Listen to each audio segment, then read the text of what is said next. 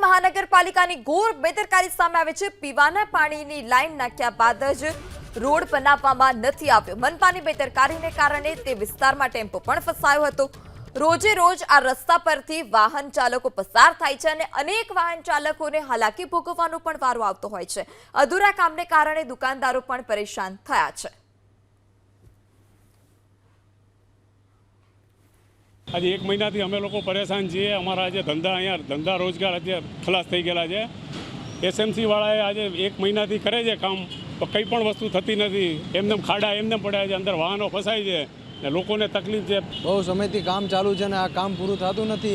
SMC no काम पूरु करवानुं कीधुं छे, हीराबाग सुधी 30-5 सुधी ने आया सुधी ज पूरु कर्युं छे ने अर्धे कामे रोकी दीधुं छे। 15 दिवसथी काम बंद छे ने आयाथी गाड़ीओ हटावी दीधी छे ने दररोजनी गाड़ीओ आया फसाय छे।